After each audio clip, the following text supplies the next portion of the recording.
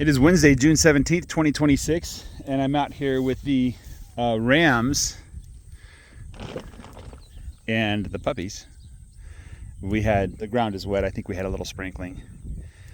And you can see the puppies got a little dirty.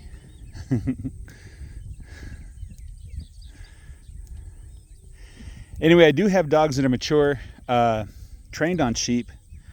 They should protect your sheep and protect your land. These dogs, they also chase the birds, the hawks and the vultures and things like that. So maybe that'll be an extra layer of protection for your calves and lambs from the birds. But the topic that I wanted to approach today was just basic economics. If you're doing something and there's no net benefit, you probably shouldn't be doing it. Your life would be better off without it.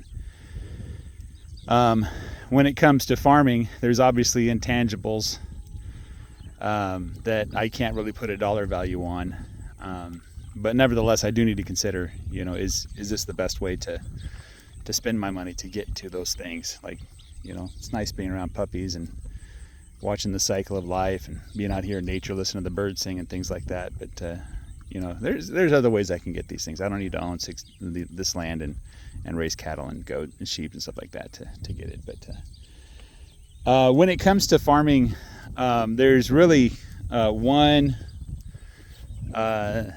expense that you can't avoid, one number that's going to beat you up, and that is the interest on your property loan. And whether or not you actually have a loan on your property is somewhat irrelevant to this question, because when you go to sell your property, whoever buys it, they might get a loan, and they might have to make the same consideration you're making. And so the value of the property is pretty much determined by what the interest payment would be on it. And even if I had a huge bank account, I'd still have to consider putting my money into land versus putting my money somewhere else, right? And it's nice not having to pay interest because you own the land, but the honest reality is you probably should be putting your money somewhere else to make even more money, create even more jobs, produce even more goods, blah blah blah, stuff like that. So but for those of us who are first generation farmers, who didn't inherit our land or who haven't been saving for a lifetime, it really does come down to scraping together the cash to make that mortgage payment every month. Okay. Now, in my case, I was extremely lucky for the first 5 years. I was able to get a loan to purchase this property while property prices were still low and interest rates were still very low. So I think I had a 3% loan or something like that. The property value went up. It almost doubled over the course of a year. And then interest rates went up, but I had a 5-year fixed. Well, that time has expired, so the bank had to tell me what the new interest rate is, and it's a fair interest rate. I'm not complaining. I do think the Fed is being silly and political.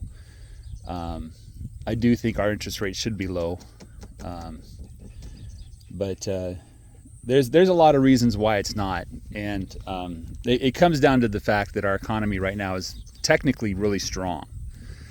And all things considered, I know that there's a lot of people left behind, a lot of people struggling to make ends meet, and that middle class dream of being able to afford living expenses, a decent home, and maybe a few luxuries, and at the same time putting away a couple dollars for your retirement is out of reach for the vast majority of Americans.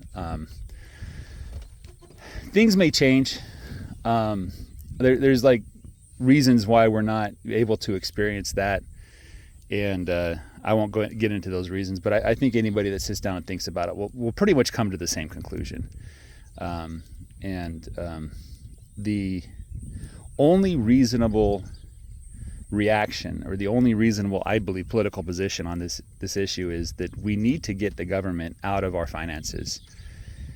We need to let people rise and fall on their own, and perhaps the only thing the government does is ensures that a few people can't really take control of everything, So the trust busting and the anti-monopoly behavior might be a good thing.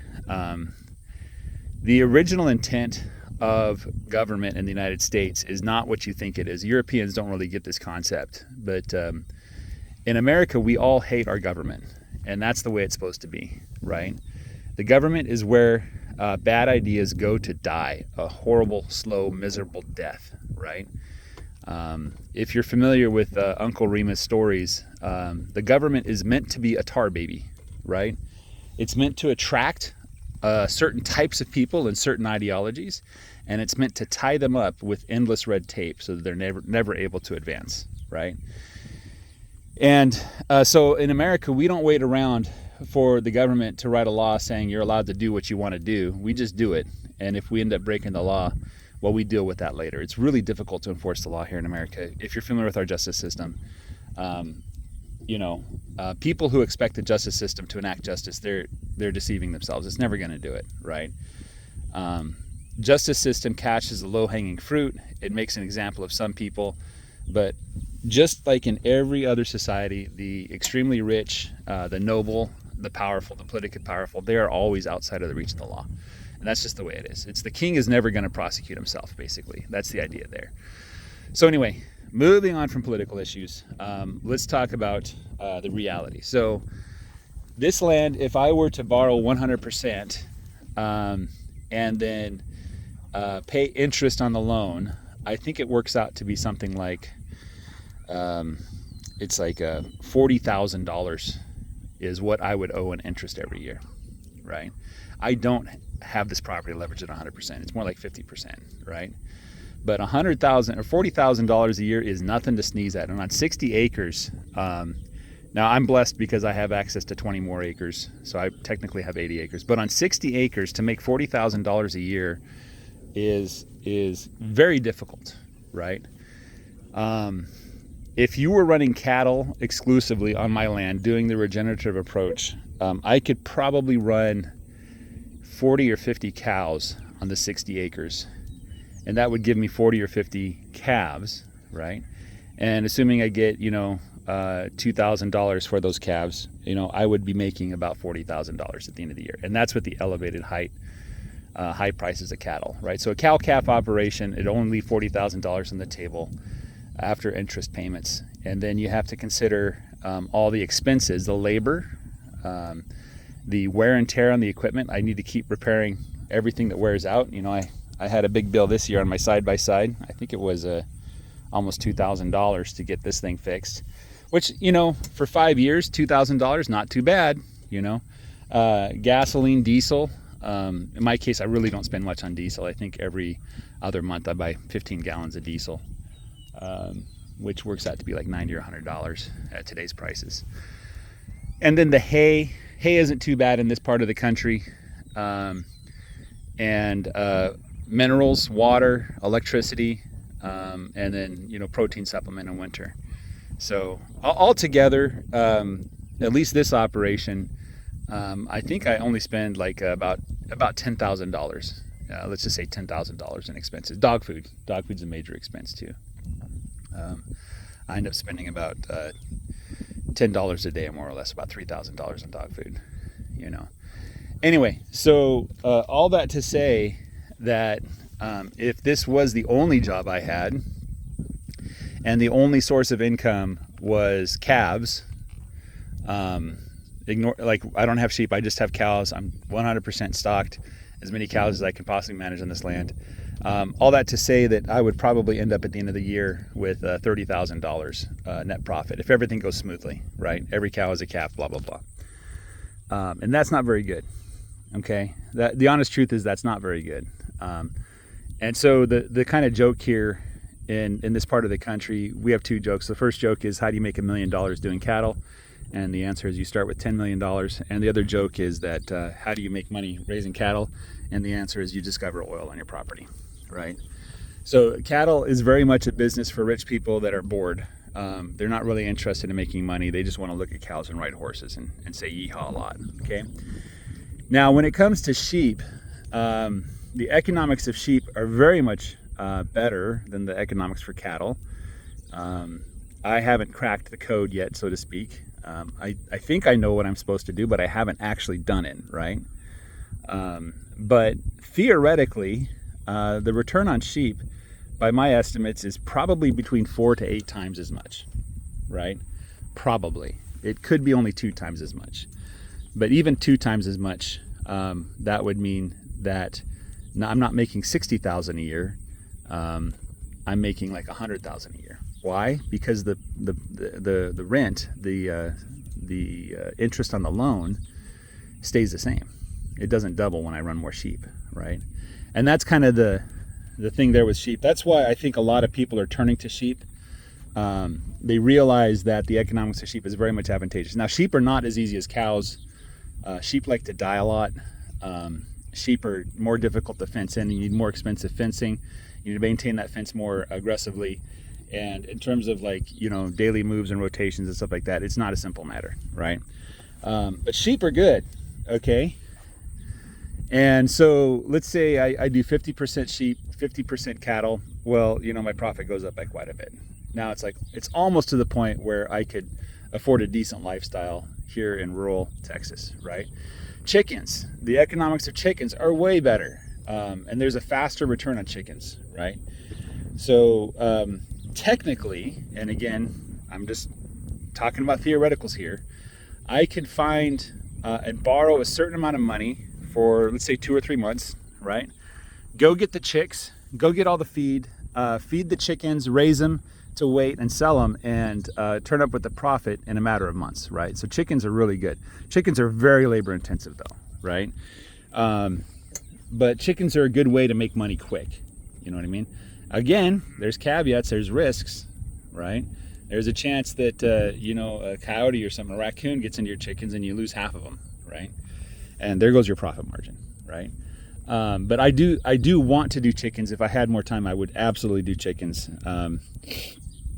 I was talking with the guy and I was getting excited because I was like, hey, I'll rent you the land. I'll even give you the cash to start the chicken business, and then, get your first couple cycles there. He was unemployed at the time and he really wanted to do chickens on land like this. But he kind of ghosted me. So I'm like, okay, whatever, but, I think chickens could be a good business. My restaurant, I'm very much interested in purchasing chickens. I know for a fact that you should be able to grow chickens for about the same price as I pay for it at Walmart. But I would gladly pay a premium, especially if it's like the Freedom Ranger. Because the Freedom Ranger to me has a better texture, a better flavor. You know what I mean? So anyway, if you are interested in running chickens and you're looking for land, and you're in the Hopkins County area of Texas, please contact me. I would love to explore how to do that.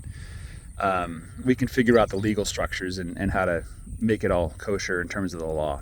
I know that there's at least one processor that's not, I think it's about 3 or 4 hours away. They will process homegrown chickens for you, and they charge a really decent price. And so if you factor in the price that they process the chickens at, then it's a really good deal, So chickens are another great resource to make money with, but outside of everything, there's also the side businesses that you can run. Farm tours is something I'm told people do. There's ways that I could distribute the product that I grow, make even more money per pound, basically. There are other services I can provide, things like that. I think the dog thought she was guarding her food from the cows. I think that's what the dog did there. But anyway, long story short is, if you want to get into farming, you first have to get into business, and you really have to think hard about how you're going to make money. And I've said this before many times. If it's a hobby farm, that's even more important that you're making money with it. Okay, because when your budget gets tight, you don't want the hobby farm to be the first thing cut. You want the hobby farm to make a little bit of money. So you're like, well, things are tight, but the farm is bringing in net positive cash flow, so we're not going to cut things there. You know what I mean? So that's something to consider. Anyway, in terms of today, I moved the cattle. You can see them, they're right here. So they're between 200 and 250 feet. south of the northern line of my property.